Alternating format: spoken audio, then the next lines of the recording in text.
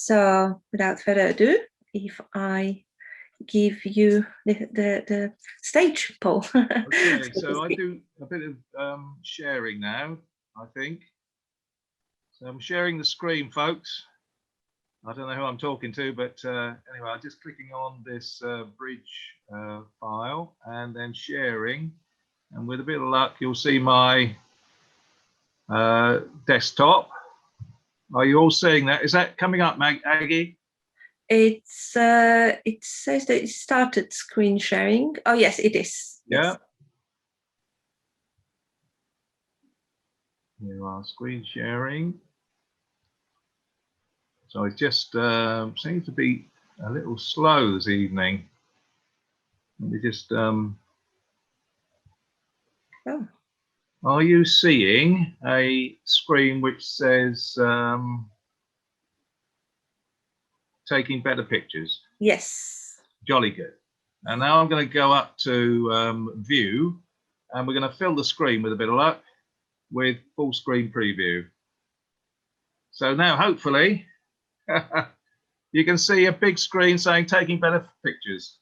Yes, we do. Thank you. Oh, good. Right. Okay. I can start talking now then and say, so welcome everybody, and thanks for coming along to this webinar. This particular talk there's something for everybody, I hope, from beginners to more experienced photographers, for those who have got particular interests in different styles.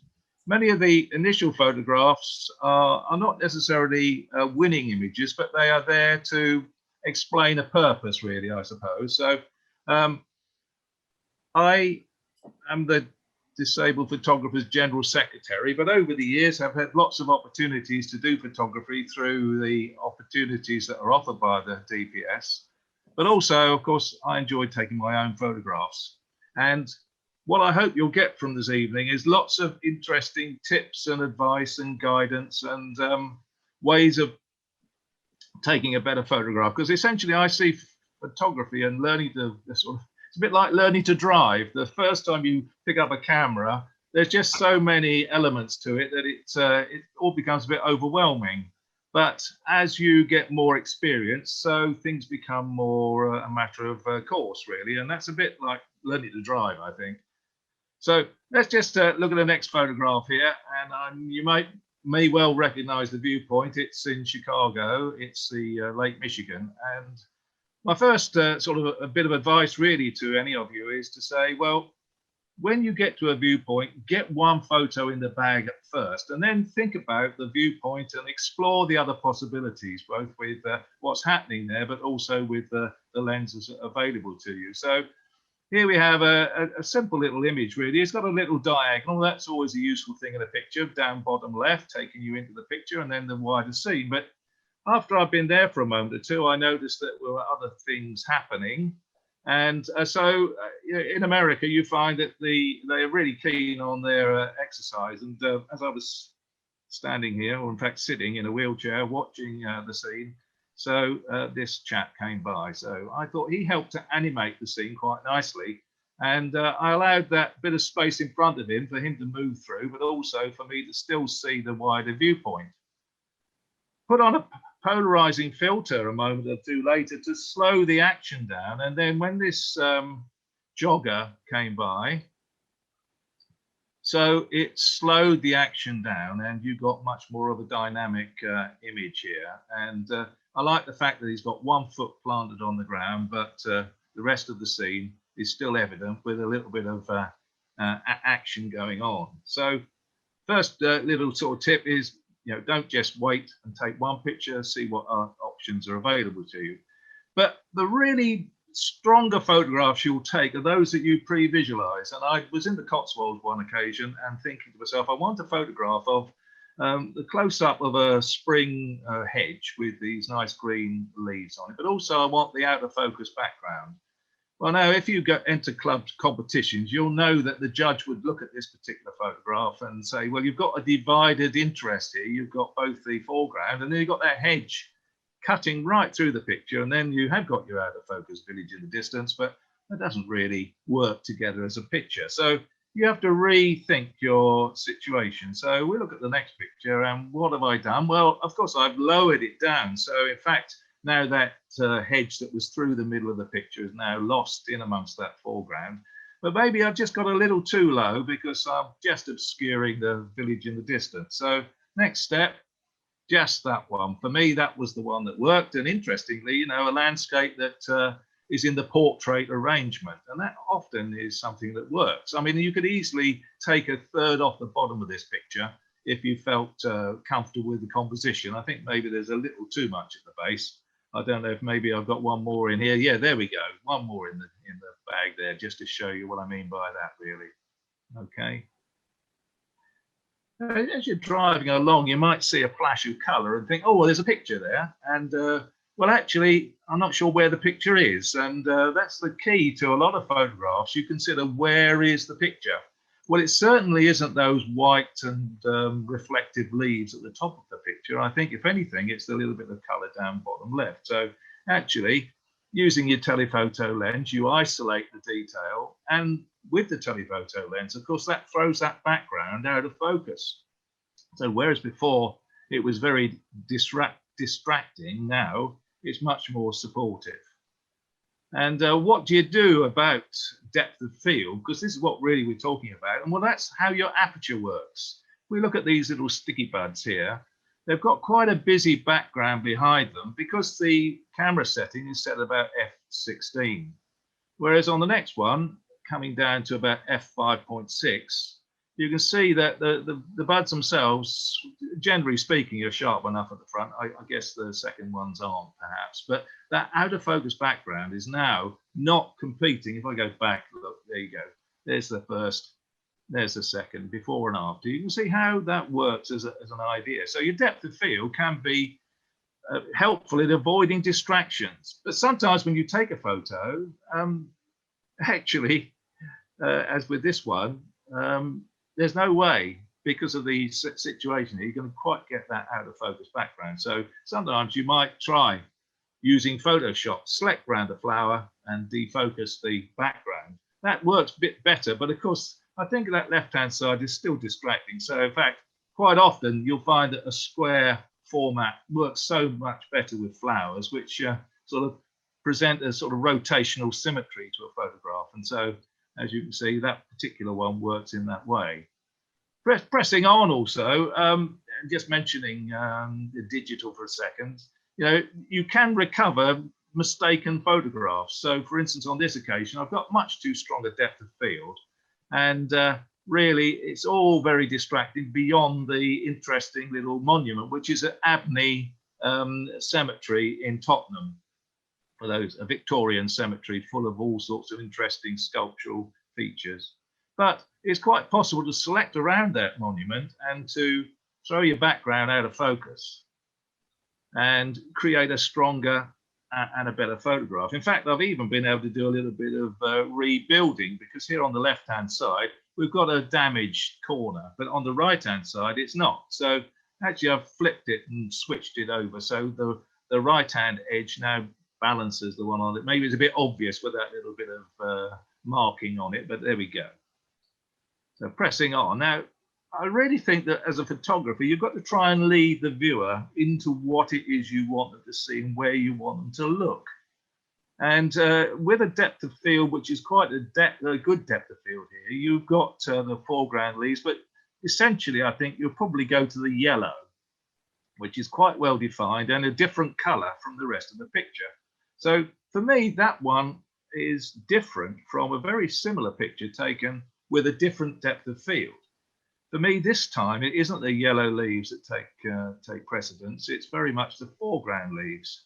And so in this way, you can lead your viewers into seeing the photograph in different ways. You've also got to think about what is behind the foreground interest. I mean, these grasses aren't the most interesting of grasses, but the tones that are beyond them are really quite similar. So they don't stand out particularly well. Whereas if you can set them up against a different tonal range in the background, then lo and behold, they have a much more sort of impactful effect on your photograph. And so think to look past your main subject. So foreground, nice and well lit. Background, well, it'd be nice for it to be a little bit darker and out of focus to help that photograph along.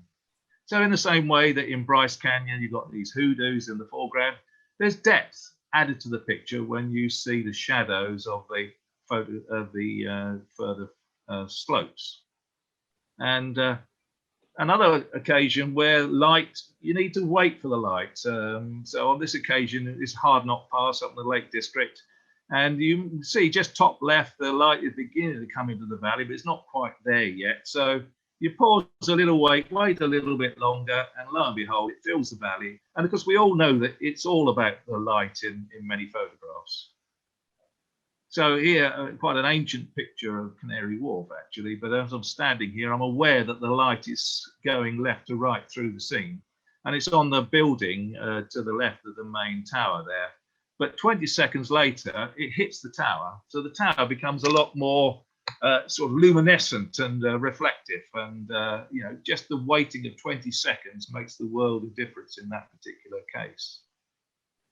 Another little bit of advice to anyone in a, what's the word, sort of putting a photograph together for a competition is to look around the edges. That's not the most exciting of images, but it's here for a purpose. And that is, where is the little brightest bit of the picture? It's bottom middle, right down the bottom. We've got these flowers, they're right on the edge, they overlap the edge, and they really are a distraction. So I think in the next picture, I've just moved a little to the right to just get away, left rather, to get away from that. It's a much squarer view on the church. And also, I'm able to make use of those shadows in the foreground. And shadows give a little bit of a base to a photograph. So that's always quite a useful thing to give you stability in an image. Pressing on the same viewpoint. Now I press the button, but it hasn't moved. So let's try it again. I hope that's it's taking its time to move on. In fact, I think it might have moved on too, but never mind. Another little device that helps your photograph, you know, it's quite easy for the judge to have said, sorry about that bit of negative space top left, but by a little bit of a different angle. So the overhanging leaves just drop into that bit of the picture and help it along. So look for compositional elements in a viewpoint. You follow the line of those gravestones down the right-hand side of the picture, get to your viewpoint, and you sort of wend your way back to the shadowy foreground, which again, as I say, gives a bit of solidity to the scene. Certain viewpoints, though, you will not be able to change what you're looking at. You just got to try and see what you can make to lead you into the scene. Unfortunately, on this occasion in Tallinn, there'd been a little bit of a sort of an evening, sort of more early morning snowfall, and it created these little white lines on top of the walls. So if I follow my mouse, you can see down here, we can zigzag our way following the path of the walls into the scene. And on this occasion, you know, always good to look in terms of left to right as we read left to right. So photographs are often viewed left to right. And so a good sort of solid left-hand bit of interest. It's pointing in the right direction. The shadows pointing into the right direction. And, you know, it's effectively, I probably need a little man and a dog somewhere on that little sort of element within the pathway there. So another little viewpoint at Bryce Canyon. And again, you just isolate elements that help you to follow a pathway into the scene. And again, another one where it's quite difficult. It's quite a busy picture, actually, but it's actually, that's part of its purpose, because it's trying to show how crowded these floating markets can be. But I tell you, where do you look? I bet you all are seeing the lady with the hat on the third facing in this direction, whereas virtually everyone else in this scene is looking away from us. But she's got that lovely, engaging smile. She's sort of pointing our way. She's on the third. And so all of a sudden, quite a busy picture is resolved because you've got a focal point. So I just pressed move on, and here comes the picture. Come on. on. I hope it may well be that it's moved on for you, but it hasn't moved on for me. No, it didn't move yet. No.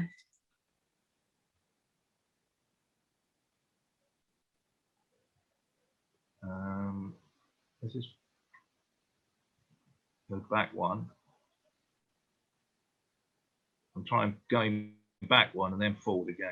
See if that helps. It's the loading, isn't it? Of the yes. Yeah. So there we go. There we go. So another thing that you've got, which helps you to change your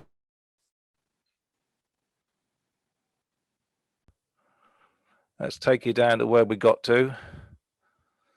And we got to something about a building, I think. Yes, this one, yes. Was it that one? One before. Okay. Yeah. Okay. And then come up to edit, rather view, full screen. Thank you, Paul. Okay, folks, how are we doing now? So I'm talking about wide angle lenses at this point. Hopefully my voice is strong enough, you can hear me. And I was saying about how a wide angle lens can create distortion. You saw how the Highland cow's nose got right into the picture a few moments ago. Well, this is a 20mm lens on a full frame camera.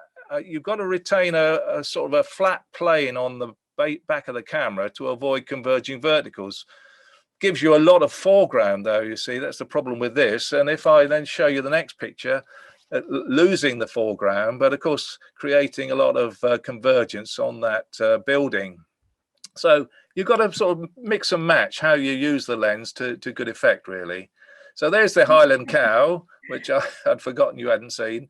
And you can see how with a wide angle lens, his nose comes right at you. And I tell you, he's only about a foot away from the camera when this picture was taken.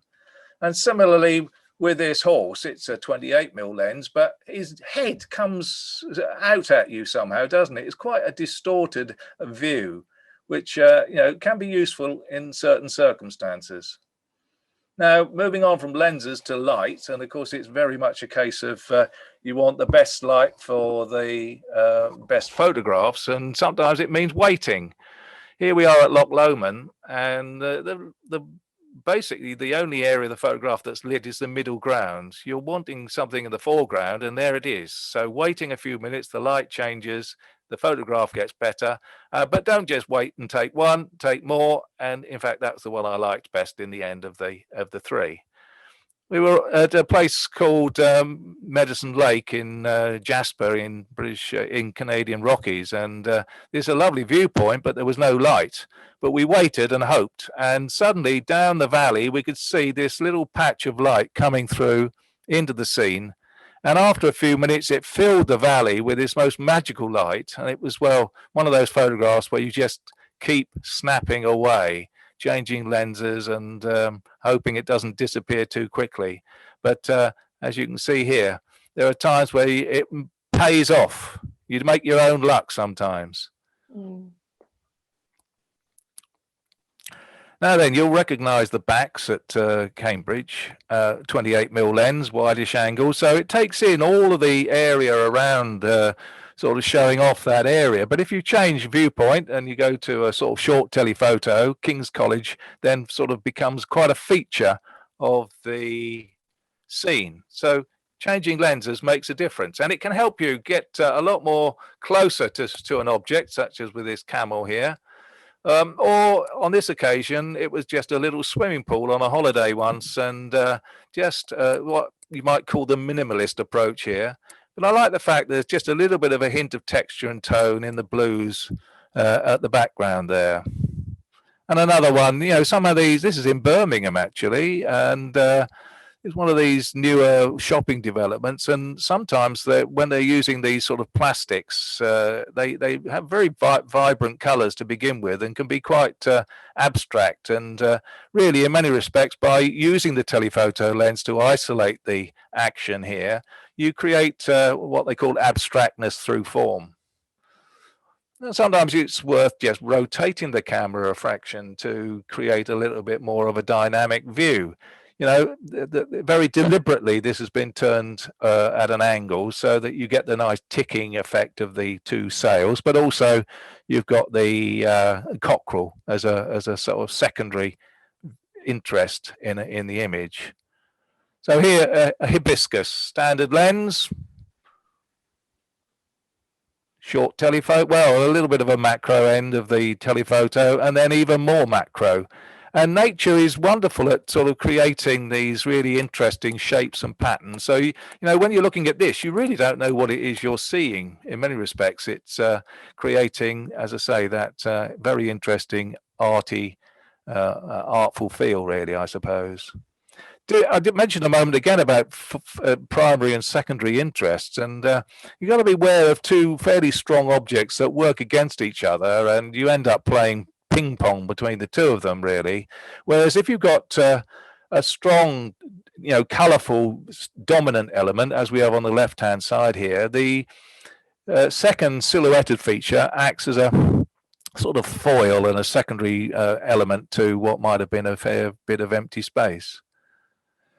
I did say a little earlier when we were looking at another photograph about reading photos left to right, and it's surprising how you can look at a little shot like this in a woodland and then just flip it. I haven't changed anything other than in the photo flipped it, and in many respects I find that one less satisfactory than the second one, and I'm not quite sure why. I think it's something to do with the way we read left to right. So again, in this particular lavender field, I've just flipped it in the next picture because I think coming in from the bottom left, following those diagonals makes for a sort of more dynamic picture. Let's go back and see. Okay, I've also done a little bit more. I've taken it in the right-hand corner here. Look, we've got that little bit of gravel and that little pathway, which is now cropped out. And in the next one, there's a little bit of glow been added to intensify the rich colours of the photograph. But in the end, it's all very much about the lovely strong diagonals that you have at that point. Now, this is one of those photographs where sometimes I think they put it into competitions, call it judge bait, because it's a little bit of a the photograph doesn't quite work. And if you're a judge looking at a photo like this, you'd probably be quite challenged as to be positive. But I would talk about the very interesting diagonal taking us in and the very well photographed tarmac. But you know, there's a police motorcycle going by and it's sort of in the wrong place in this picture. Whoops, sorry.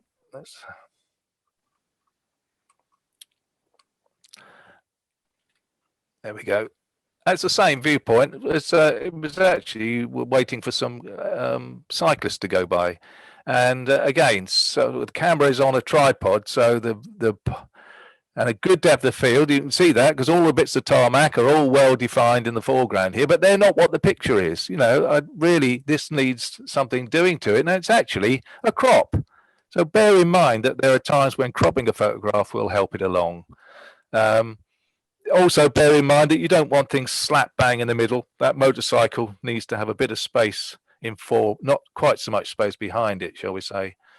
But getting back to this idea of cropping, if you've got a great big expanse of green field in front of you, but the interesting bit is the buildings, then, you know, isolate the buildings and don't worry about the rest of it. Tom, you might remember us going to the Stoke Mandeville for the sitting volleyball, and it's quite a complicated and busy scene. Everything's going on, so how can you isolate and simplify things? Well, on this occasion I just liked the way the hands and the ball and the net were coming into play, and again, as I say, that sort of cropping effect I think helps the picture along. Now some hats, just a pattern picture in many respects.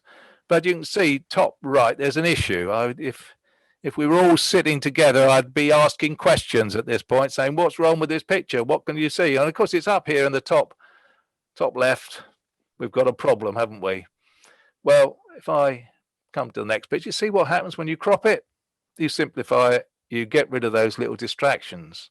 I'll go back to that again, and so you can see what I'm talking about in this top area here. But actually, did you notice up in this area here, there's also a little bit of a missing element to that. There's another little triangle of distraction, but because it's darker toned, you probably didn't see it the first time round.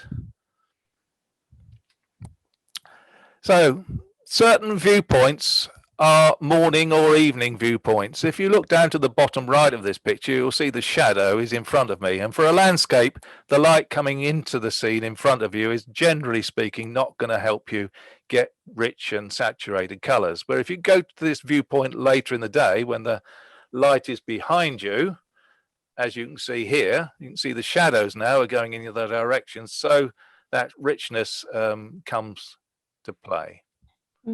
Sometimes you might just have to, have I got the whole picture? No, I haven't. There we go. Sometimes you might just have to use a bit of HDR to get the requisite result. And it's a matter of not overdoing the HDR. I think this one's probably a little bit too rich, particularly top right-hand corner. But sometimes if the light isn't helpful, you might have to take more than one photo. But evening light is always good. This is a place called Mono Lake up near northern Sierra Nevada, on the borders with California and Nevada. And evening light really gives modeling to the scene. Oh. You recognize Uluru, old Ayers Rock, and of course everyone's in the car park taking the same photograph. So you don't actually end up with something distinctive or different. In fact, I found that when we took the wheelchair for a little walk around the base of the rock, so it was then that some of the more interesting pictures came to play. Now, there's a little, occasionally, when you're photographing into the sun, you can't rely on the camera to get it right. You have to use manual settings. So don't be afraid of that, because a manual setting, it's in your hands. But as you can see, the sun is right in front of us. But I'll show you in the next 3 pictures a really interesting situation when you are photographing into the sun. So as we were going along this river front, so we came to this power station or abandoned power station or whatever. And there was the sun up behind or almost behind. I then took another photo when it was behind. And look what happened to the general scene here. I'll take you on again, and then it goes past, you carry. But for me, I thought that was so interesting to see how the light becomes so much more effective when you go from that, where there's so much contrast in the scene because the sun is showing. When the sun is not showing, it equalizes things, even things up, and you get a much richer situation. And then you can say, oh, it's gone again, So conditions can affect, you get a good dramatic sky. Well, that helps to lift this white building, which is the mill at Rye, out of the scene, as it were. You get a frosty morning with a little bit of dew on the ground. Well, in fact, it isn't frosty, is it? It's quite dewy at the moment. But if you've got Photoshop, you can turn it into frost. That's in the black and white filter. Taking the green channel and shifting the green channel towards the white end gives you, quite an interesting effect. So early morning light comes into the scene and can be quite helpful, but do beware of flare. So just there, look, there's a little bit of flare caught in the image on this one, on this occasion. And look at the next one. This swan. I mean, the light coming through these trees under this misty water is lovely, but look up there, lots of flare in that corner. So this needs a crop. So we come to the next picture, and then you can see you can lose that. Whoops, sorry. Let's move the mouse out of the way. That particular swan, I just, sometimes you make your luck. He was there, and I didn't have to, but a moment or two later, he turned and came towards me, and I thought that's rather a nice viewpoint. You don't often see the swan in that sort of aspect, really, do you? But so difficult conditions. I mean, we're on the M6 here up near Cumbria, and the motorway has just had a big storm, and so of course a lot of surface water. So it did mean that we came off the motorway and up onto the bridge crossing, so that we could get a much more atmospheric shot. And another one here where there's quite a blizzard blowing, and allowing for a slowish shutter speed just to create a little bit of blurriness in the snow. But that blizzard was really what made the picture for me. Now, again, I think earlier on I said, where is the picture? Where is the picture? And ask yourself that question when you're looking at an image. And this little hoverfly is sitting there on a stigma or stamen or something. But where is the picture? Well, it's actually him, and it's not this out of focus green one, which is going in the wrong direction. So crop it to give it a square format, gives you a better arrangement. Also, when we were talking about having two elements in a picture, so as we have with this one, we've got the strong sort of boat on Hastings Beach, but also over to the left-hand side there, a little bit of secondary interest to fill that little bit of space. Now think about your viewpoints, high viewpoints and low viewpoints, and where the horizons are. So you're looking down into this scene. I have to say, I don't know, people of a certain age looking at that might wonder what on earth it is. It looks to me like a cow out of Desperate Dan's Cow Pie in the Beano comics. But it's actually it's an exhaust and a couple of spotlights and so on. But it looks as if it's the back end of a cow from one of those comics. Or get down low and make use of these little lines of shingle and spume and spray as a little device to help your photograph along. So high viewpoints can be really quite interesting. You get above the landscape, and you can look down into the scene, and then we've got a bit of quite good directional light on this occasion, so that helps that one along. Another thing to bear in mind, and I think this is just come out a little bit. There we are. Landscape and portrait. So this is a place called Lake Peyto, which has got this incredible blue coloration to it. But the same photograph, or the same viewpoint rather, could be photographed just as easily in a portrait arrangement. So we go landscape, portrait. Either of them work in their own way, really. And similarly here, we've got the Athabasca Falls here, which looks a very wide set of waterfalls. But take the next one, you can see it's actually quite a depth to it as well. So landscape, portrait works reasonably well. There are certain rules, unwritten rules, that are there to be sort of broken, I suppose. But a lot of the time they do work. And one of them is that the idea of a central horizon isn't always a good thing, because in a sense, you as the photographer, what do you want me to look at, the sky or the ground?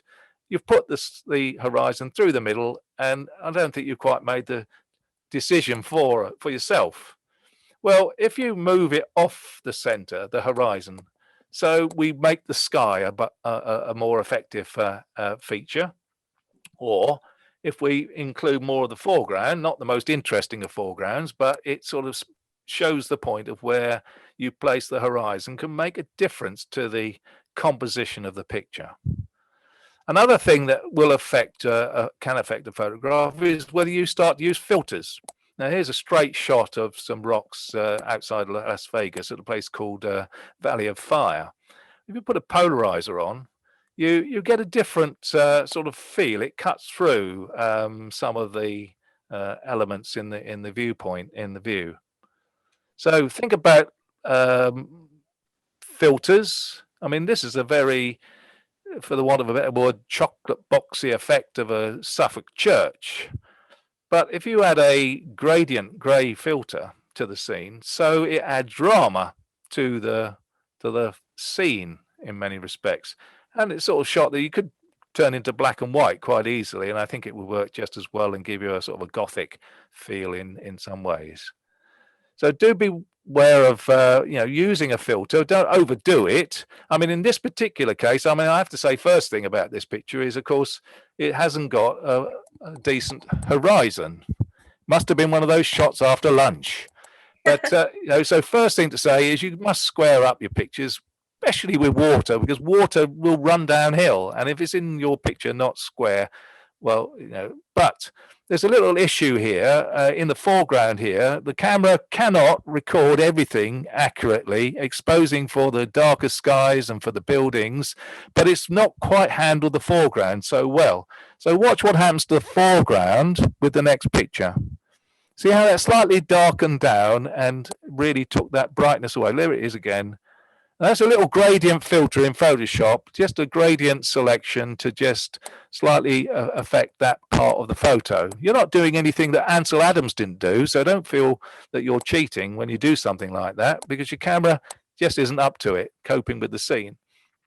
But getting back to using a grey gradient filter, you've got to be careful you don't overdo it. As you can see, this sky has become a bit unbelievable. So maybe it needs to be cropped down a little bit to lose that little feel. Talking about more rules, talked about the horizons, but there's also something called the rule of a third. And in this particular scene, you know, where is the strength of the photo? Well, it's that red, isn't it, in this particular area here? It's got another little diagonal that's taking us along those little posts. It's also got that little bit of space. Can I just say that I think that separation is quite an important thing in a photograph. You don't want things overlapping if you can avoid it. So there, oh, press the wrong button, wrong button. There we go. And there's the thirds. Let's look at the next picture. Thirds again. What are the thirds? We've got a church, a bit of interest there, foreground swans, and there's the thirds. So, you know, they're basically around the right sort of place to sort of give balance to the picture. And similarly here, where's he coming in? He's coming in on the third and down into the scene. And so, you know, if you've got this bit of dried up riverbed and you're going to put a Coca-Cola can down, you're going to put it on the third. Might be a bit twee, but there's nowhere else in the picture for it to go. Another thing that can add impact your photos is water. You know, reflected water, as here at Grasmere, or you know, other little elements with the sky coming in, a few foreground rocks at Derwentwater, or the falls at Bridal Veil in Yosemite. Now, each of these is all down to getting the shutter speed right in many respects. If you've got the water flowing through a gorge, this is the Yellowstone at its gorge, it needs to have a shutter speed that reflects the movement of the water, but retains clarity on the plants. So again, here, you can think, I mean, shutter speed is quite important because it will either blur the water intensely or it will freeze it. So it's almost just water droplets frozen in time, really. This one for me is one of my favorite pictures because I've used about a half a second shutter speed here. It's given definition in the water, and yet there's still enough detail for you to see and understand what's going on. Now, it's a couple of little examples of what happens if you aren't careful. So this one I like because it's got that texture in the water there, and you know, it's just a sort of a nice feel of dynamism here. But I've circled the greenery here because it's that little bit of greenery that I've enlarged and brought down to the bottom of the picture here. Let's look at the next picture and see what happens to that greenery. It's moving around. That's because it was quite windy. But what have I done to the camera? Well, you can see by the effects in the water here that I've given this a longer shutter speed. So now, instead of on the previous one, we were perhaps a quarter of a second, half a second at the most for that one. It didn't register the wind blowing through the trees up here. But with the next one, because I've allowed it to get to perhaps a second, second and a half, somehow now those leaves are beginning to move around. And so you can see how you need to be aware of you know, what happens when you use a longer shutter speed. It also means that in this area here, we don't have the same definition of water in the water that we had with the previous one. We've got the same viewpoint, and it's all down to the different shutter speeds, really. And a long shutter speed held at, you know, taken at the blue hour, just as the sun has gone down, can give you really quite interesting photographs. This is why I think I used the bulb setting on this one, and just held it open for about 20 seconds and just see what happens really. Please bear in mind, in about 2 photographs time, we're going to see this helter-skelter again. Just use a comment on that. So as I say, the blue hour, the idea of photographing once the sun has dropped below the horizon, a bit like the way the sun was affected by the chimney of the power station a little earlier. The moment the sun is out of the way, the camera is still is much better able to cope with the range of light within the scene. And so here at Tampa, we've got the light is just dropped below the horizon, but there's still lots of good sort of ambient light for you to be able to cope with the viewpoint. But if you leave it too late, and this is about 11 o'clock at night, the sky is black, the spotlights and the floodlights all become overly bright and intense, and the camera can't manage to cope with the situation. Remember I mentioned about that little helter-skelter. That's a picture of the helter-skelter. But what's happened here is, again, I put it on the bulb setting. I've stood in front of it because all the lights came on. It was quite attractive. And I've moved the camera. So it's in-camera movement, ICM, in-camera movement to get that photograph. It's totally unique. No one else will ever be able to create that photograph. So, you've got it in your hands as a photographer to create unique images almost every time you take your camera out. Another one here using that same technique, and a photograph out through a hotel room towards a city street and so on. And for 30 seconds, just moving the camera around and seeing what happens. Well, sort of thing that keep doing this, don't I? Each time I use the mouse. Wired for sound. There we go. I've had to give up driving in the last couple of years, and so it does mean that I can sit in the passenger seat, and as my wife is driving along, I can take some photos. And there's again a little bit of in-camera movement as we're driving along at quite a speed. I'm moving the camera up and down and creating, and because the light was coming through these trees, it was really quite interesting. Now, I mean, the 2 birds were added in afterwards, but you get the feel for it, don't you? But sometimes out of focus can actually be, a little bit interesting, and so deliberately taking the focus away from these 2 figures and trying to create a bit of a story, really. Are they going to bump into each other? Are they going to marry each other and get together? Who knows? Another thing about movement, and on this occasion, it's another of those days where there was quite a bit of a blizzard going on. Again, a slowish shutter speed deliberately to get these weird sort of slightly double effects, almost got as if it's a multiple exposure in this particular case, but it's just the way the camera's coping with a longish exposure. Movement in a picture, always very useful.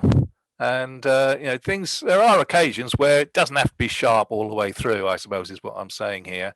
And this one was very tungsten lit, so it was quite orange. So I've desaturated this one and just faded some of the color back in, and it sort of works better as not being orange anyway, that's for sure. And mentioning about movement and red as an element in a picture, red can be quite dominant, and these are Hong Kong taxis because they're red, and it's just a matter of looking down and timing it. I was quite fortunate. I got half of one coming in and the other one going out, so it they balanced each other quite nicely. If you go to London and to Hayward Gallery, underneath it's very black and dark under the Hayward Gallery, but again, if you set the camera to a situation where you've got quite a strong narrow apertures, you'll get slow shutter speeds, and slow shutter speeds will help you get these sorts of effects. We were up high and looking down, and there's another one up high looking down. It creates a different sort of aspect on your photography. And another one. This time, can I say, see all the Coke cans and all the clutter on the top right? Someone's tidied up very quickly. That's Photoshop for you, isn't it? Now, another thing about color is that you can have color harmony and you can have color contrast. On this occasion, I don't think pink and blue are the most natural of bedfellows, but I think they actually work well as a way of sort of creating impact on that occasion. Whereas these, very simple complementary colours are again something which helps the photograph along. So the blues and the oranges all in one place. Bear in mind that red can be a very powerful feature in a photograph. Aggie, I'm just going to say that I've probably got about 2 or 3. We could have a bit of a natural break if people wanted it in about 2 minutes. If you Okay. think that would be an idea. Yes, of Otherwise, course. I can keep going. I mean, let's see if anyone is for the break. Please give me a shout on the chat. Okay. Or if you would like to carry on, just let So me as know. you can see here with the red, red sort of dominates. I almost feel that this photograph probably needs a third element, something on the right-hand side coming in this area here. But there we go. That's the way it was. And you can't always change reality as much as you might try to. Now, again, talking about red and how useful it can be as a way of creating impact in a photograph. This is City. This is the Dockland Light Railway and near City Airport. And I was driving along and saw the graffiti and the little photograph that had been pasted on the wall there. Mhm. Clearly, someone had had an accident crossing. But as I was sitting there thinking about this graffiti, so a train went by, and I then realised that that would be the second, element to finish the photograph off. So this is called Death on the Line. I mean, I'll talk a bit about titles a bit later because I think titles are quite useful in sort of leading the viewer towards where you want them to think and see. Well, when I photographed this, the train itself hadn't quite got as much blur as I wanted, shall we say. It was a little static. I mean, it was blurry, but not as blurry as you see it now. So the key to this was I made a long selection down the top of the carriage there, a long selection down the top of the wall there, and then just use motion blur at 90 degrees to spread the pixels across the middle of the picture to get that feeling of movement. So we've got one more picture, and there's a possible break. We'll see what you say. This is a little bit of a cautionary tale, really, because 3 or 4 times this evening I've talked about high viewpoint and low viewpoint, and here we are outside Phoenix in Arizona, and I'm photographing the cacti, and I decided a low viewpoint was a good idea. So as I crouched down to take this photograph, so I sat on a cactus. And well, in fact, the cactus had stuck to my shoe. And what it was some of this cactus over here called cholla. It's like a cigar-shaped cactus, and it falls off and it sort of sticks to animals and it gets spread around, seed dispersal and all of that. It stuck to the back of my shoe. And as I sat down on it, so it stuck itself into my backside. Now, we're just off the road here, and my wife's sitting in the car, and I called out to her saying, come and get this cactus off my backside, please. She said, I'm not getting out of the car. There could be snakes around here. I suppose they could have been, but so I had to get myself across towards where she was, and she couldn't get it off at first. It's got these cacti got sort of like barbed prongs that had gone straight through my trousers and into my backside. So and she had to knock it off with a bit of wood. So there are times where high viewpoint and low viewpoint don't always work as well as you might hope.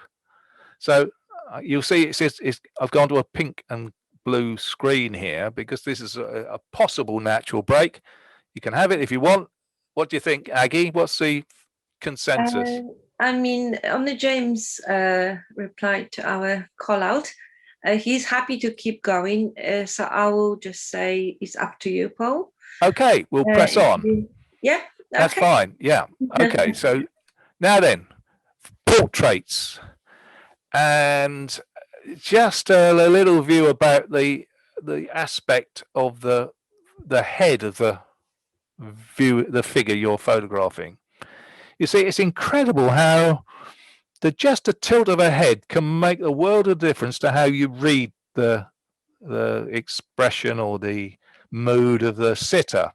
So when they're looking in this way, as you can see, some distance away, so they're a little bit lost in thought, aren't they? I suppose that's the question I'd say about that one. But the same person a second or later looks slightly towards me, but not entirely towards me. And straight away, the expression is no longer lost in thought. And now it's a little bit more wary, I would say. It's not quite so relaxed, an expression, shall we say, or whatever. And then the engagement with the eye-to-eye contact. So then the photograph becomes a little bit more mysterious or engaging, however you might like to think it. But just bear in mind that how just the smallest of tilts of the head can make a difference to the way you see the viewer, the sitter. And another little thing about portraits is that we use a 35mm format a lot, and it's quite a long, 2:3, isn't it? Proportions are 2:3, and I don't know that that's the best format or proportions for a portrait, because it's very long. And so a portrait for me is very much about the head and shoulders, shall we say, but it's not so much about the rest of the body. So it does seem to me that maybe something like a 4:5, 10:8 sort of arrangement is a better one for portraits. So just bear that in mind. You might have wondered what's going on with that last two set of pictures. And this is my screenshot of this young lady. And how did I get that sort of line effect? Well, it was copy layer 0 to the next layer, and you invert it, you blur it, and you change it to color dodge. Yeah. So invert, blur, color dodge, and then above it, to get it black and white, because you want a line effect, you turn to hue and saturation, take it down to black and white, and then you switch on another adjustment layer called levels, and that adjusts the whites and the blacks to give you a more intense line of effect. So this effect here is that line effect. But what's happened next is there's a bit of color there, isn't there? So I've just faded in a bit of color to give that little effect. There we go. Okay, so thinking back to portraits, and so if you've got two people in a scene, you don't want them both being equally dominant, well, generally speaking. And Anna here and her friend they will want to be pop stars, and they wanted some shots taken. So I tried to sort of set it up in a way that was a little bit challenging. You'll see, of course, that there's a bit too much room on the left-hand side, so a little crop to just lose that little bit of empty space. Anna brought along some bright clothing, and that again isn't ideal for portraits, because in the end you want the photographer, the viewer, to be seeing the face and not the really bright clothing.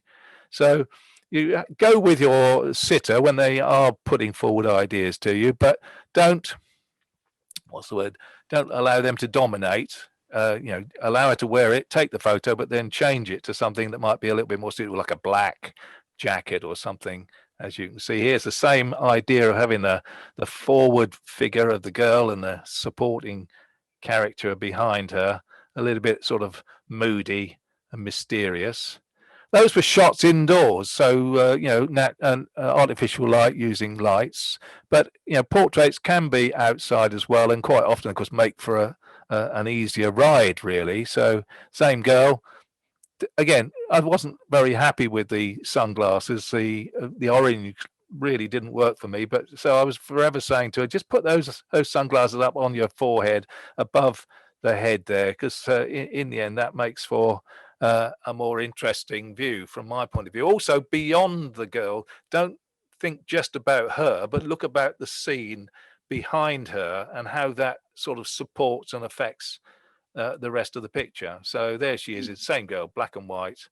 And that picture's done really well over the years. There we go.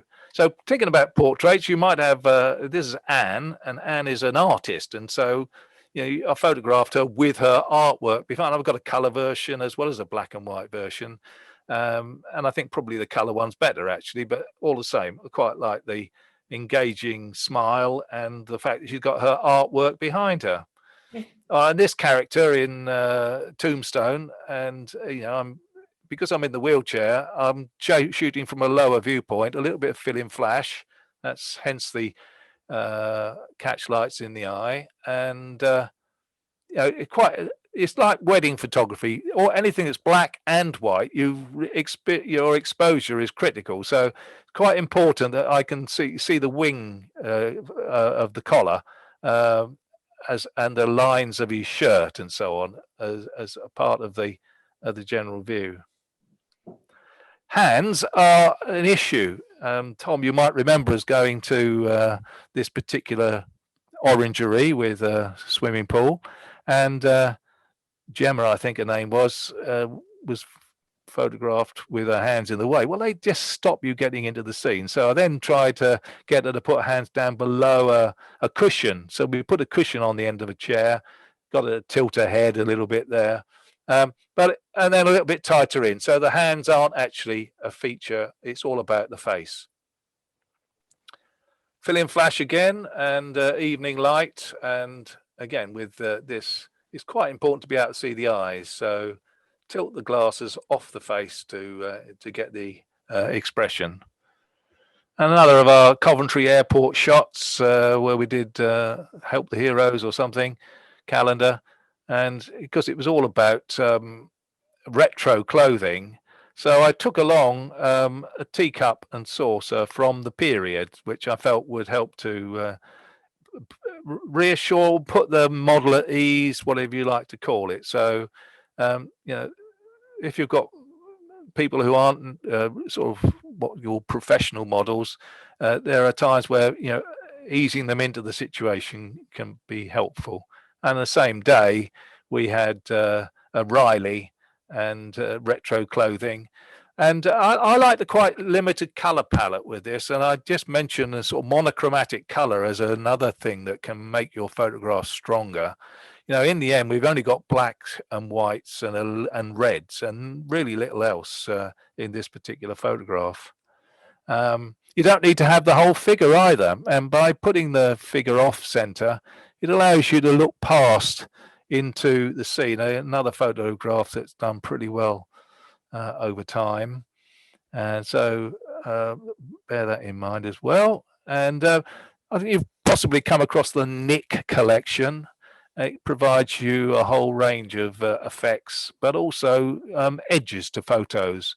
And again, it's a matter of taking what works for different situations. Don't be slavishly following these Nick effects, but they can be interesting in the right situation. And if you're interested in sort of manipulation and blending more than one layer together, and you got an expression, the girl's expression looked quite strained and frightened. So I found a distressed slide, well, not slide, but a distressed image texture, I suppose, and blended the two together. Or overlaying, you know, a wet window. So you've got the girl looking out of the wet window or something like that. You know, all of these are possibilities. We'll talk about still lifes now, because still life is something I think several of us got into over lockdown because we were confined. And the thing about any still life is it's all in your hands. The composition, the elements being used, but also particularly the lighting. And on this occasion, we got quite a nice triangular composition to the scene. We got the dominant clock face, but also the face of the girl, and then the line of the violin. So you go from here up to the face, follow the line of the violin, and you've brought back to here. This actually, this is a photo that I sold for £150, so it could be used as a card. another photo that has come about through, well, trial and error, really, I suppose. The doll's head belonged to my wife when she was a child. I'd been to an auction and bought some old bottles, and I thought it might be. The title is "Forgotten on the Shelf." Now it didn't quite work until I put this glass flask in place, and then it created that distortion. And people find this a little bit of a spooky sort of picture, and it's just a sort of the thinking around it before you take your final picture. Another one which the Daily Telegraph had a competition called Events. So I got this old sort of 30s looking radio and an old teacup, another one, Agatha Christie, and got a feel for, 30s tea times and sent it in, and that won a Olympus camera. Oh, wow. Here we go. Now, if you find something that works, then do it to death. So I'm saying here, now you've got to be bold with a photograph like this. The high heel shoes, I saw them in a window of a charity shop. I knocked on the door and said, "Are you selling those shoes?" And they said, "Yes." So I said, "I'll buy them." So I bought the high heel shoes, brought them home. I got this little cocktail stick and put the cocktail glass, put the cocktail stick and called it high heel cocktail. And that's done so well. And then just to say, sometimes if you've got a black background, you need a little white stroke around things. On this occasion, we're all right, but do bear that in mind. Then you see, we had a half a girl a little bit earlier. Then we had half a glass now, and so this one's called Joie de Vivre. So we got the vine leaves and the grapes and such like, and half a glass of wine. You don't need the whole glass because you can need space to get past to get to the. That was my biggest problem, was what was I going to put in the background. So I came up with the idea of sticking some corks on a bit of card. So over the space of about 2 weeks, I suppose, I collected those corks together, stuck them on there, and they suited the bill very nicely. Mm. Another half a glass, half a bottle. Now you see, because one had been successful and got 20s and did well in competitions, so I thought I'll do another one. So this is the poolside cocktail. So don't be afraid to milk it if you find something that works. Just a little bit about nature now. And the thing about nature has improved so much over the last 20 years or so. It's really stunning, the amount of improvement. It's down to as much to opportunities to go and visit places, but also to equipment. But so, rather than just having a portrait, you've got in some ways to try and introduce that aspect of animal behavior. So here we've got these courting giraffes, but beyond them, you've got a little bit of a hint of the escarpment, the feeling they're not in a captive situation. They are in the Masai Mara, and that, environment and behavior is what makes a difference. In the Everglades here, this great blue heron is, I've got a couple of pictures, and one of them, it's sort of opening its mouth to cool itself down. I suppose that's a little bit more of a portrait in some respects, but here, for instance, with these elephants, they're bark stripping and creating quite a damage to the area here. But that's very much an exhibiting behaviour, I suppose. And although I'm not expecting a nature shot to have pictorialism, there are times where it's really helpful if you have got pictorialism with it. So again, you've got the line of sort of the shore just coming up here. You've got the reflection here, got the rippling light coming across the ribs there, and that on its own would probably be quite an interesting picture. But the fact that there's a calf up on the left-hand side there just makes for the photograph to be complete. When you're close up to an insect, you just beware, I suppose I'm saying here, because I thought I got quite a reasonable picture because it was nice and detailed on maybe the depth of field wasn't as good as it could be in parts here, But do beware, if I've enlarged this little section because it just shows how much movement there can be in a spider's web that you don't necessarily see as you're photographing. So this is the way to get it really. If you're doing an insect, you want it sharp front to back, end to end, and and well shown. So this stag beetle, is fits the bill in many respects. Certain aspects of nature, though, are more pictorial. So these teasels, or not teasels, are they? But whatever they are, with that more early morning globules of dew and a little bit of cobwebby things, they're all quite attractive. But I'd say that's much more pictorial than it is nature. And similarly, this one, this meadow of flowers, mainly poppies, but others as well. It's more about colour than it is about nature, I think. So colour can be quite important in a picture. So, this is a distortion it's a self-portrait really, because there he is, there's the photographer. That's me sitting there on 42nd Avenue in New York. My wife is keeping a track of me. That's her just there. And it was all about the way the sort of reflective metal work was rendering the scene, I suppose. But it could be just as effective in mono. And somehow because there are more sort of silhouetted effects here. There I am again. That's me there. So you get, it doesn't have to be, but if you're into mono, then you've got to bear in mind different sort of rules apply, I suppose. So here you have a nice, strong, colourful picture, very sort of American motels, cars, and such like.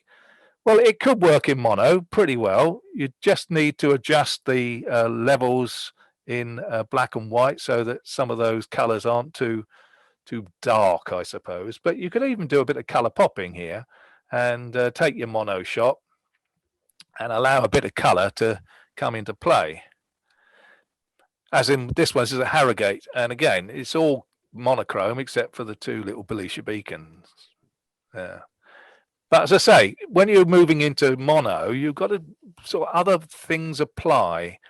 It's all about shape, texture, tone. It's not about the color. So, for instance, this little detail taken as a mono shot is now much more about the bits that matter in mono.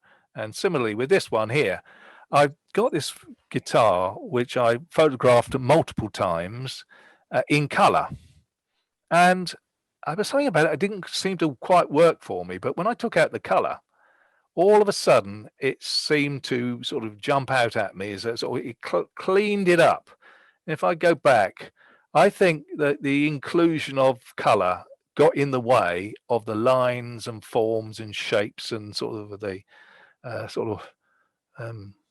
effect that I was looking for, really. So you can see the moment it's mono, it seems to sort of come out at you. It sort of cleans out the worst of it. I think I mentioned a little earlier about avoiding distractions on the edge, but you can get what's a little bit too OTT or OCD. And this little curve, I decided I didn't want it because I didn't want the judge to have the opportunity of saying it's a pity about that little curve in the bottom left-hand corner. But I think probably I overthought that one. This is the Tate Modern, and I set myself up because I knew that if I could get a figure walking through this area, they'd be in silhouette, and then that would be quite a nice sort of balance to the wider scene. So you've got the general viewpoint with nice sort of dynamic lines and so on, and then it's got a focal point then by waiting for the figure to move into the scene. Props, working with a model, just using a bit of black lace, and then actually that background's been put in. That's cloisters from somewhere, and the girl was in a studio, but that's a nice easy line to select around and to put the background into, really.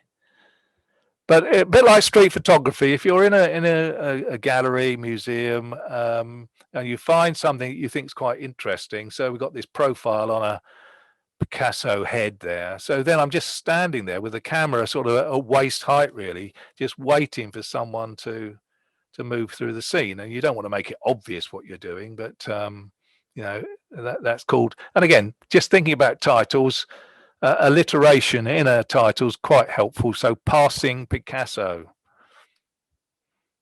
And another one where it's called a dog's eye view. It's in mono. I've got a color version, but I like the mono one better. And the chap on the left was standing there with his designer dog in Trafalgar Square, one of the few places where you can photograph without being jumped on, I suppose.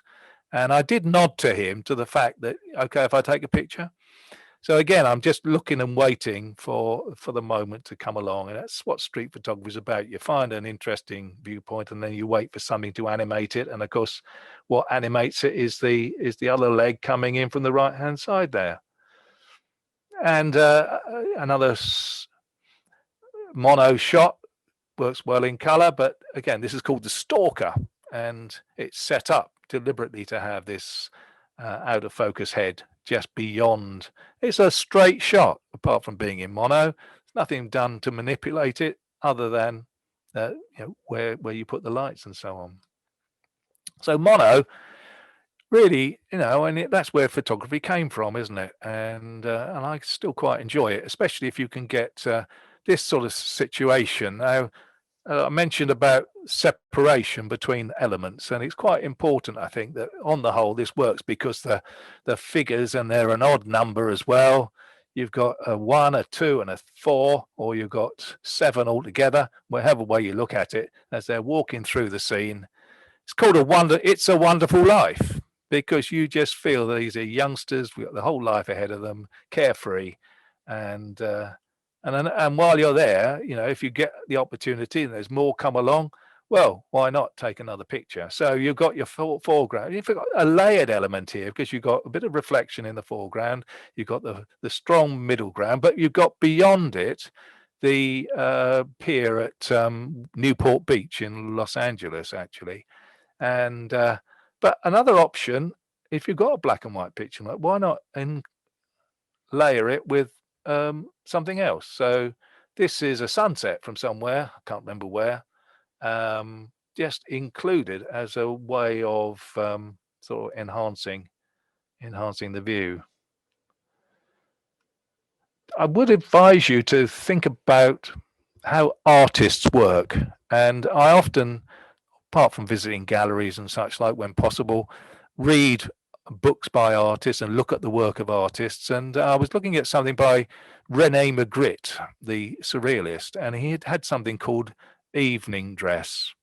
And basically it was the back of a lady, her hair running right down her back, and you know, she was naked. So I had I thought through this, and I thought, well, actually that might work quite well.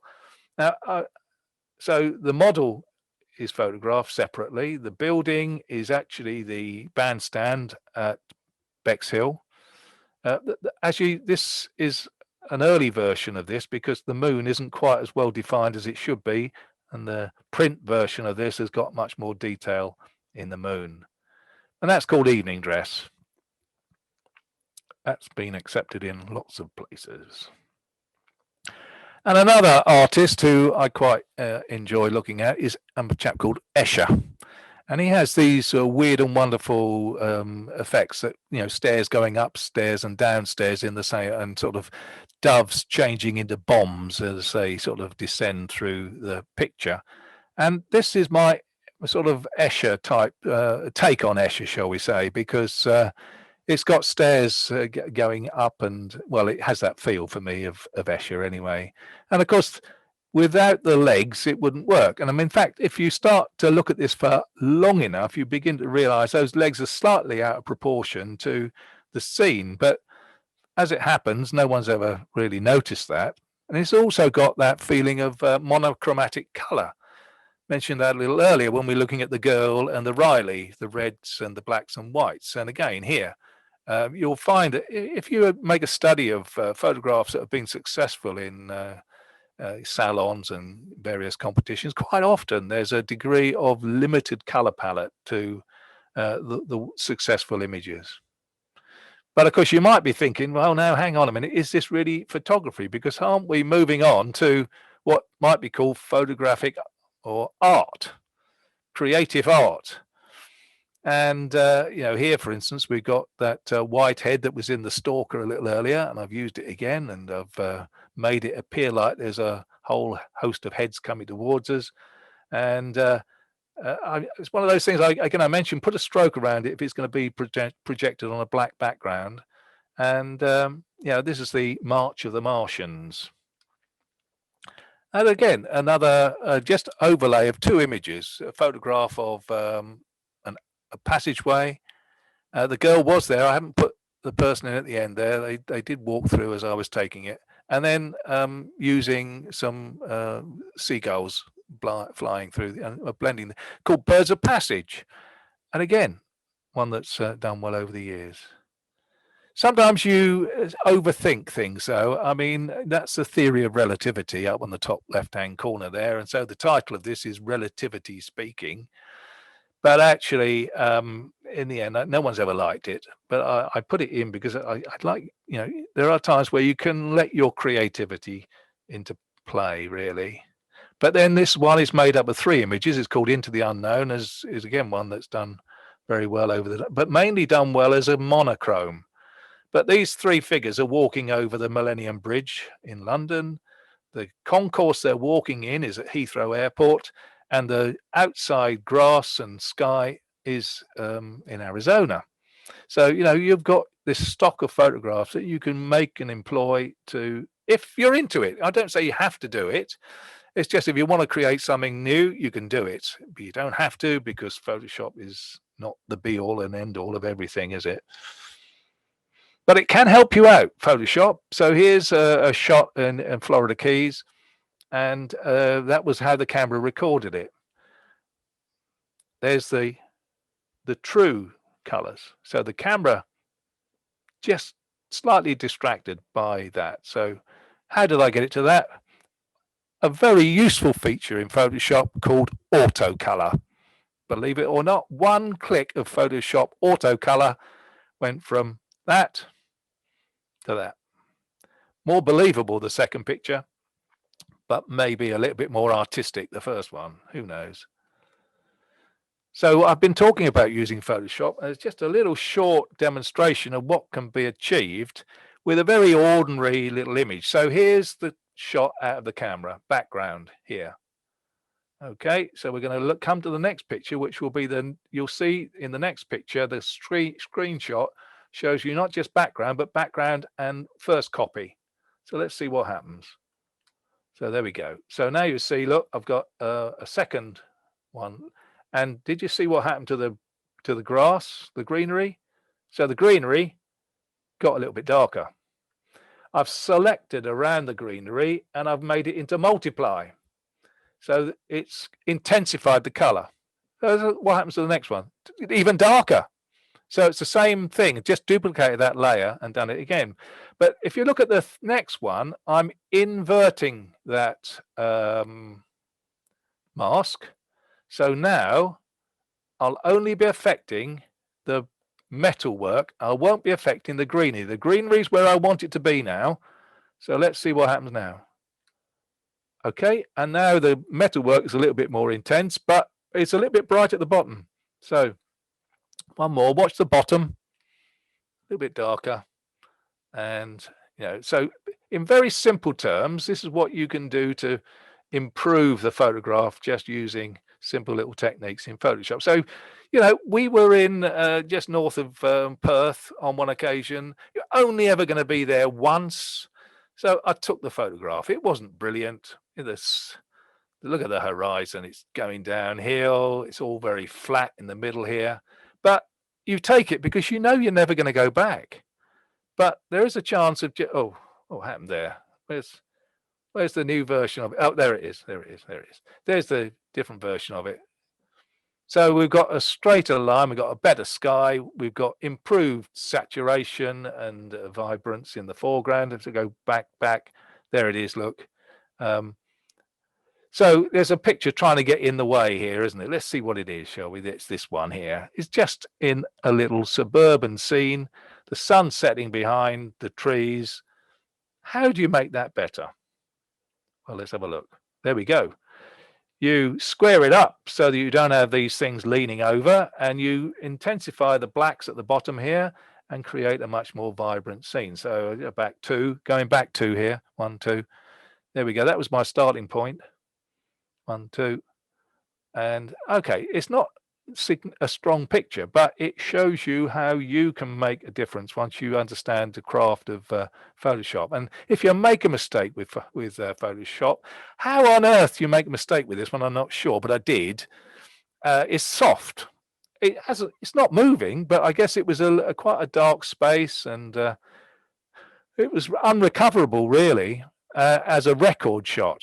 But it was possible to recreate it in a different way as a pictorial image, monochrome, using poster edges. What happened here was that all of these little soft edges got sharpened up by using poster edges. And there are times where if you made a mistake, so that's poster edges again on that tuber.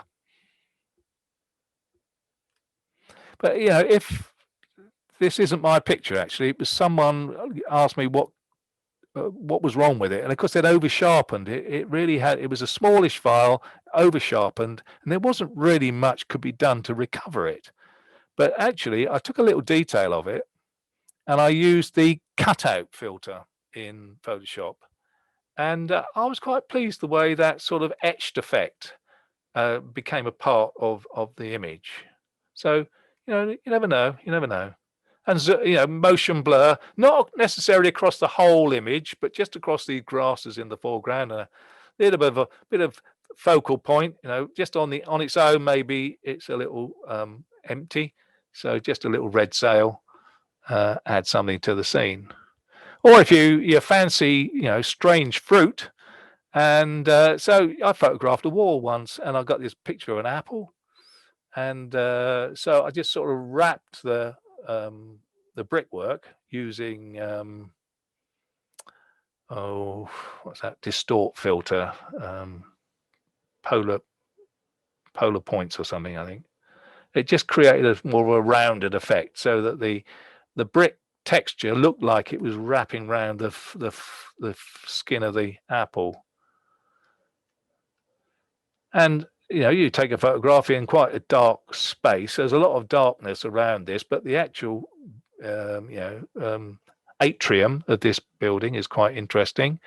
But make it even more interesting by adding a zoom effect. So effectively, all I've done is take the initial base image and zoomed it out from the center, and then that's added a little bit of sort of vibrance to the edges that were, well, basically plain black, weren't they, before? And another one where this is called the St. Christopher window, surprisingly. And again, I photographed it because I was interested in the sort of textures and the colors in the light coming through here. But up in this area here, the left-hand side, was a big black space, which really was so empty that the picture didn't work in any way. But by selecting around the window and then zooming it across the scene, and I have added a bit of a texture here, a little bit of graininess added to it, but I've erased the textured effect across the face, because you wouldn't want that zooming effect and texture to spoil that little bit of the picture. And again, that's been accepted in a few places. So you get to a viewpoint and you think, oh, I wonder if this is going to work. This is the cellarium at Fountains Abbey. And maybe less is more, shall we say. So think about, where is the picture? Well, actually, the picture is in that area there. It isn't the slightly wider viewpoint with the brightest bit of the picture here. And so a square format and holy light. Just looking out of a bus on a wet day, and the water was running down the side of the window. This is at Ripon, And this glow of light, it's not perhaps obvious as it might be to you, but it's a fairly subtle sort of glowing of light. Is introduced in Photoshop. It's not natural. It's interesting how people see pictures differently. I live in Kent, and so this photograph was put into a couple of competitions. One very well respected judge came along and he gave it 20. So I thought, oh, that's good. I'll put it into my club's end of season competition because this has got 20 and he's a good chap. He knows a good photo when he sees it. And another premier judge judged the competition at the end, and he gave it 14. Didn't like it at all. So, you put your photographs up to be knocked down, accept it when it happens. It's a very personal thing. Everybody sees images differently. This is actually made up of 3 photographs. The Millennium Bridge is shot across the Thames, and then some water on the Thames, just the water itself. So it's called Thames Side Reflection. And this is again a combination of 2 elements, Central Park, infrared Central Park, that is, and then overlaid some close-up of a skyscraper, and then taking out, so the skyscraper bits you can see down the sides here, and it's just had that general sort of limited color palette again. So I mentioned about using artists as inspiration. Lowry. So I've deliberately made these figures pencil-like, I suppose, painterly-like in a sense, so that there isn't the good range of tones that might have been in the picture, because I wanted it to be a bit like Lowry. And this one here, which is almost the end of the evening now, this is Giverny, and it's Monet's garden. And I mean, I've got some straight shots, which I'm quite happy with, but taking this spatter effect, I felt it sort of added something to the feel of a sort of thing you get from Monet, the Impressionist, and his work. So we're getting quite clear to the end now, but I just wanted to summarize some of the things that I've been talking to you about that I think make a difference. And as we go down, I mean, you'll have heard me mention them all the way through, but you do need to vary your viewpoint, walk around the scene if you can. Generally speaking, I would say that if my photograph wasn't as strong or successful as I thought, it probably was because I wasn't close enough. So get in closer, vary the choice of lens, consider your depth of field, because that helps to, for the viewer to read the photo, to bring things into play and such like. And of course, wait for the moment, the timing of your shot, the decisive moment, as it were. Wait for the light.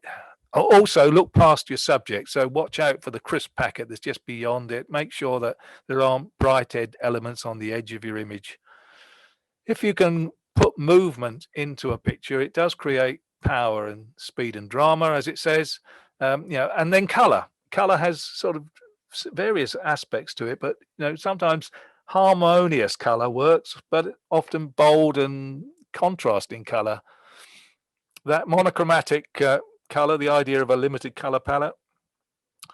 When someone says abstraction by emphasizing form, well, essentially that's using your macro lens or your telephoto lens, and when you photograph the subject, because you're isolating a detail using these strange lenses, they do something that your eyes can't do, and so consequently you end up with micro landscapes or abstract elements that make for an interesting photo.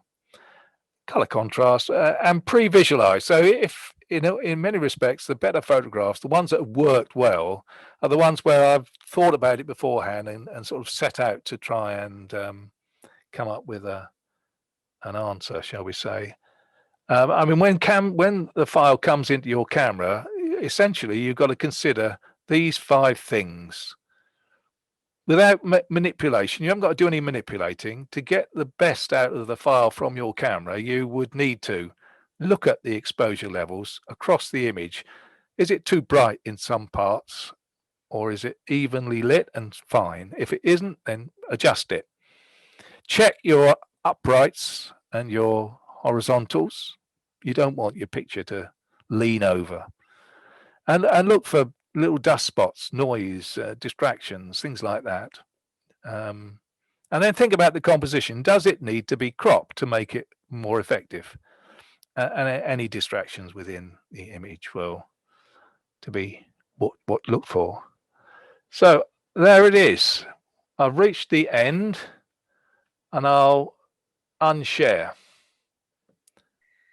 Stop share. Okay, well, I'm sorry about I think I was buffering a bit earlier on. I think everybody's got home from work, and broadband speed using a Wi-Fi isn't quite as good as when it's plugged in, but it just means you don't get to see my lovely face. And I had a special haircut this afternoon to be presentable. Thank you, Paul. Thank you so much. That was absolutely amazing. We have some messages from is it Keith and James thanking you for the talk as well. Okay. Well, that's that, I think.